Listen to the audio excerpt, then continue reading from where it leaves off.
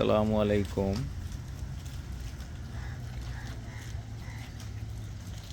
আমরা আজকে হরিণকে কিছু কপির পাতা দিয়েছি।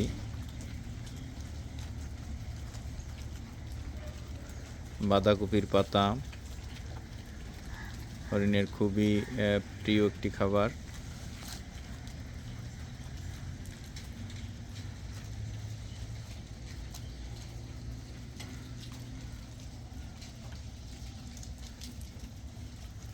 বাঁধাকপির পাতা দেওয়া হয়েছে।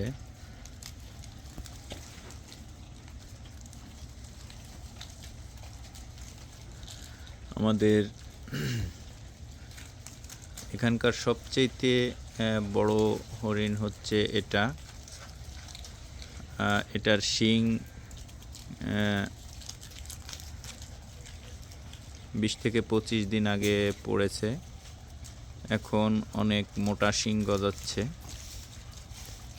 এখানে আমাদের একটা হরিণের শিং প্রায় পরিপূর্ণ হয়ে গেছে। এটা হয়তো আর সামান্য কিছু বড় হবে, মাথা সুচালু হবে।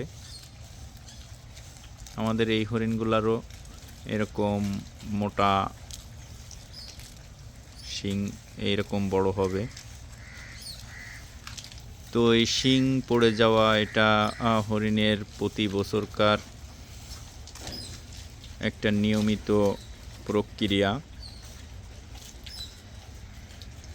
শিংগুলা পড়ে যাওয়া প্রতি বছরই পড়ে যায়, আবার নতুন এরকমভাবে শিংটা গজায়।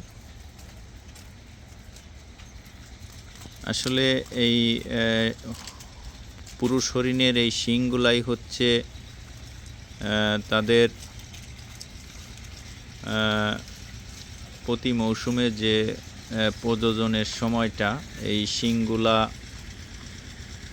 এদের জন্য খুবই অপরিহার্য। কারণ এই প্রজননের সময়টায় এদের এই শিংগুলা খুবই গুরুত্বপূর্ণ। কারণ এখানে আমার যে 5টা পুরুষ হরিণ আছে, তার মধ্যে 4টা এখানে এবার অ্যাডাল্ট হবে। আর একটা হরিণ আছে, সেটা অসুস্থ।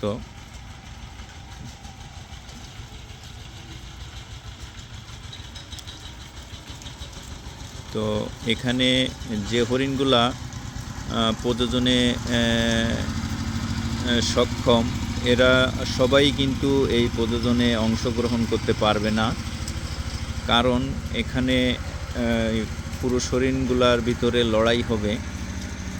সে লড়াইয়ে যে হরিণটা বেশি জিতে থাকবে, সেই হরিণটাই অধিক সংখ্যক মহিলা হরিণের সাথে প্রজননে অংশগ্রহণ করবে। তাই এই শিংটা খুবই গুরুত্বপূর্ণ। হরিণের যে শিং যত বেশি শক্তিশালী হবে, যে শিং বেশি মোটা, শক্তিশালী এবং বড় হবে, শুধুমাত্র ওই হরিণটাই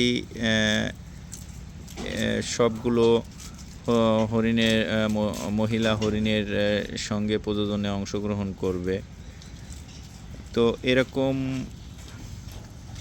হওয়ার কারণই হচ্ছে তাদের প্রজননের সময় প্রচণ্ড লড়াই হয়।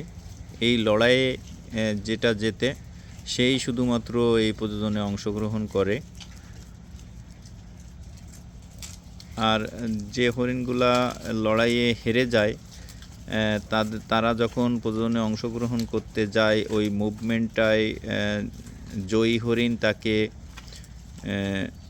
ধাওয়া দেয়, যার কারণে সে পালিয়ে যায়। এভাবে তারা সজাগ দৃষ্টি রাখে। জয়ী হরিণ সবসময় সজাগ দৃষ্টি রাখে যে অন্য পুরুষ হরিণ তার কাছে পরাজিত হরিণ প্রজননে অংশগ্রহণ করতে যাচ্ছে কিনা। এই মুভমেন্টগুলো বিশেষ করে খুবই তীক্ষ্ণ দৃষ্টির মাধ্যমে ফলো করে থাকে। তাই এখানে হরিণের শিংটা, পুরুষ হরিণের প্রজননের ক্ষেত্রে শিং খুবই গুরুত্বপূর্ণ একটি বিষয়। তো সবাই ভালো থাকবেন। আসসালামু আলাইকুম।